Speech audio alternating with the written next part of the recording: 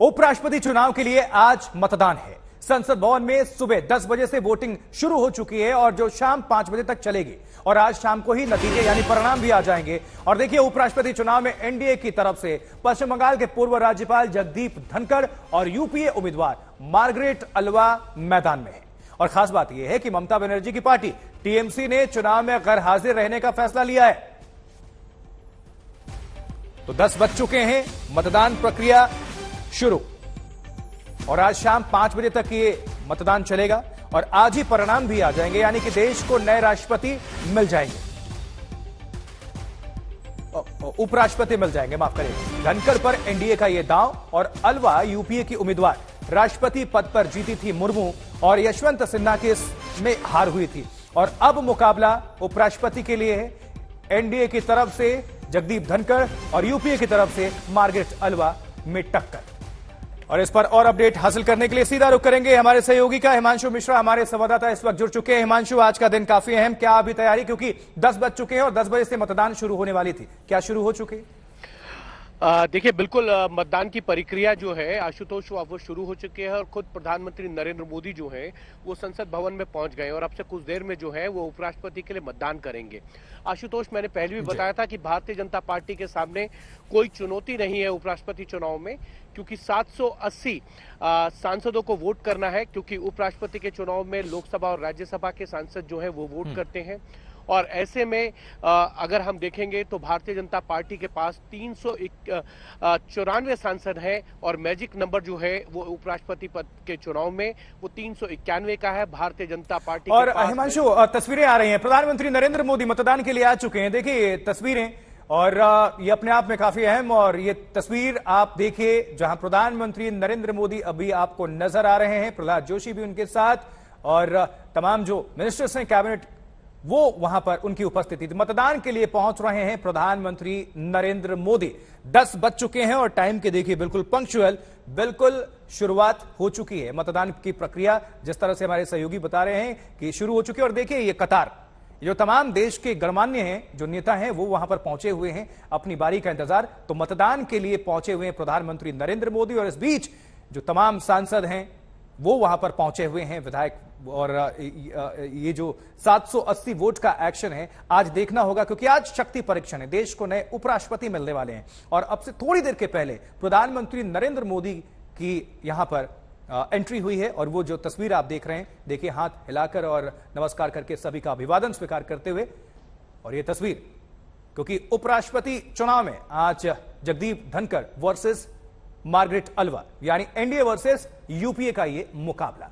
और अगर दोनों के प्रोफाइल पर नजर डाल ली जाए तो देखिए जरा, जगदीप धनखड़ एनडीए प्रत्याशी हैं, 1989 में पहली बार चुनकर आए थे, 2019 में पश्चिम बंगाल के राज्यपाल बने और उनकी ममता बनर्जी से तल्खियां जगजाहिर हैं।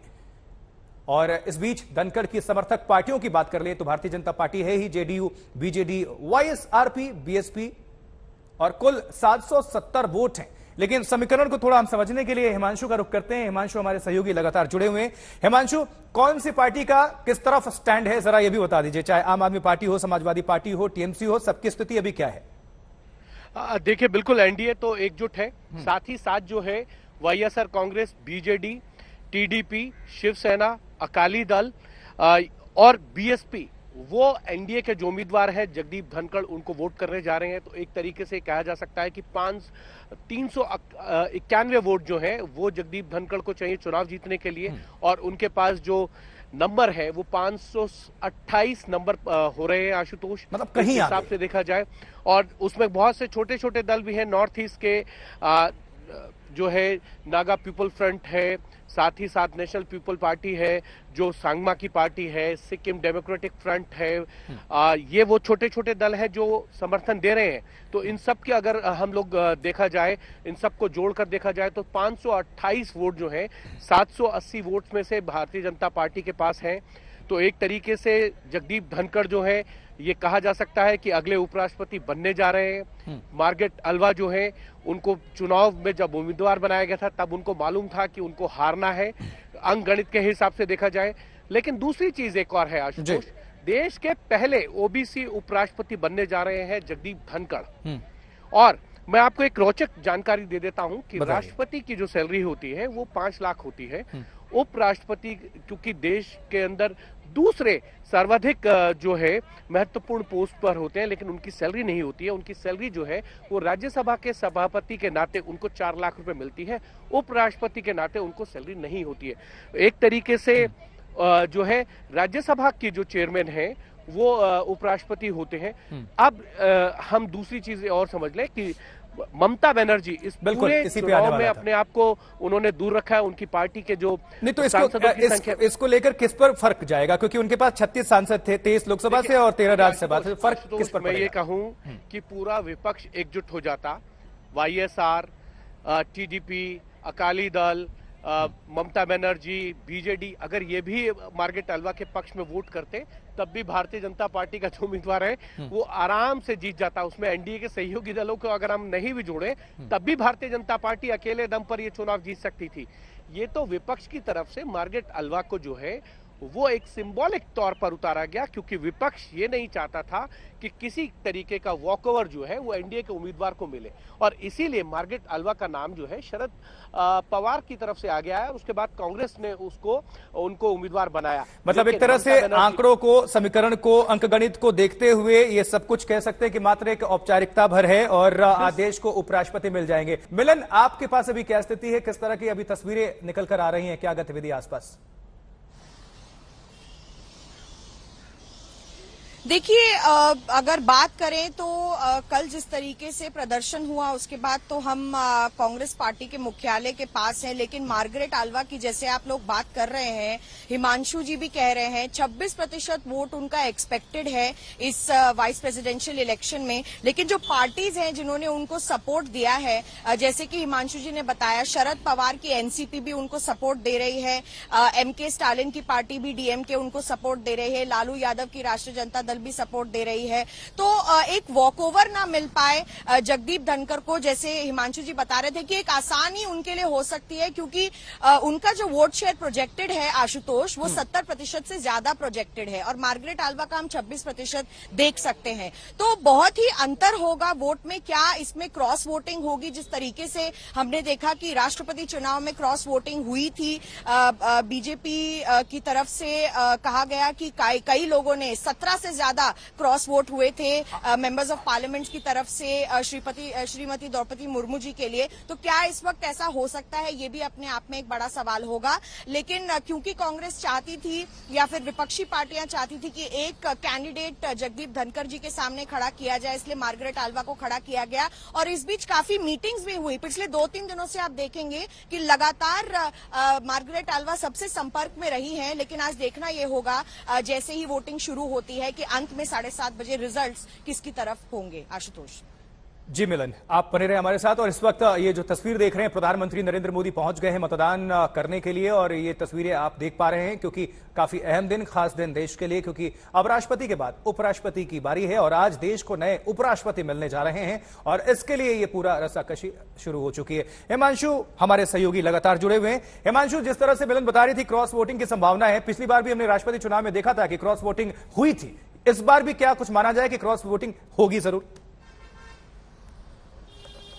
को जो है वो नकारा नहीं जा सकता है, और भारतीय जनता पार्टी ने जिस तरीके का मैनेजमेंट किया है उसके हिसाब से अगर हम देखें आशुतोष, तो कहीं ना कहीं क्रॉस वोटिंग की संभावनाएं हैं। पिछली बार जो मुझे जानकारी मिली थी उसमें कुछ कांग्रेस के 2 सांसदों ने और डीएमके के 3 सांसदों ने जो है वो क्रॉस वोट किया था। 15 क्रॉस वोट हुए थे और लगभग जो है 40 से ज्यादा विधायकों ने देश भर के अंदर क्रॉस वोट किए थे, जिसमें 25 तो जो है वो आसाम में थे और 15 एक जो है वो मध्य प्रदेश में थे। बाकी जगहों पे भी क्रॉस वोट हुए थे और यहां तक कि भारतीय जनता पार्टी की तरफ से दावा किया गया था कि पश्चिम बंगाल के अंदर भी जो है वो उनको जो उनकी विधायकों की संख्या है उससे ज्यादा उनको 2 विधायकों के वोट मिले थे। तो उनका ये साफ साफ कहना था कि ये जो 2 ज्यादा वोट मिले थे वो उनको टीएमसी की तरफ से के विधायकों के मिले थे। केरला में में भी भारतीय जनता पार्टी के जो उम्मीदवार थी द्रौपदी मुर्मू राष्ट्रपति के चुनाव में, उनको 1 वोट मिला था। तो कहीं ना कहीं भारतीय जनता पार्टी को उम्मीद है कि पिछली बार तो विधायकों ने भी क्रॉस वोट किया था, लेकिन इस बार उम्मीद उनको यही है कि कहीं ना कहीं इस बार जो उनका मैजिक नंबर से तो वैसे ही 70% से ज्यादा का उनका वोट शेयर है, लेकिन और हिमांशु थोड़ा दर्शकों को और समझाइए कि इसमें पार्टियां व्हिप भी जारी नहीं कर सकती, इसलिए कानूनी कार्रवाई या फिर पार्टी की तरफ से एक्शन का डर भी नहीं होता है इन नेताओं में, इसलिए क्रॉस वोटिंग भी कर देते हैं, क्योंकि राष्ट्रपति उपराष्ट्रपति का चुनाव ऐसा होता है कि इसमें पार्टियां व्हिप जारी नहीं कर सकती। ये बिल्कुल व्हिप जारी नहीं कर सकती, और इसीलिए यशवंत सिन्हा ने अंतरात्मा की आवाज पर वोट करने के लिए कहा था।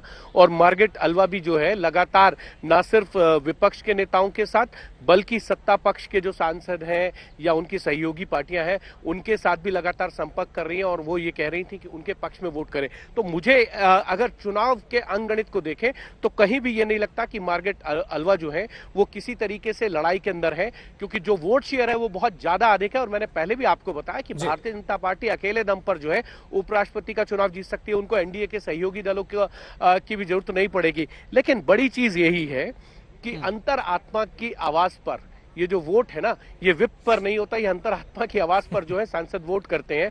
पार्टी लाइन से बाहर जाकर भी वोट होता है, और ये पहली बार नहीं होगा कि क्रॉस वोट होगा। लेकिन सबसे बड़ा सवाल यह है आशुतोष, जो सांसद जनता के वोटों पर चुनकर आते हैं, वो 18 से 20 लाख लोगों को रिप्रेजेंट करते हैं, जब उनको वोट देने की बारी आती है, चाहे वो राष्ट्रपति का चुनाव था, हम सबने देखा कि 15 सांसदों के वोट जो हैं वो रद्द कर दिए गए, और लगभग जो है 70 से ज्यादा विधायकों के वोटों को रद्द किया गया था, क्योंकि उन्होंने गलत तरीके से वोट कास्ट किया था।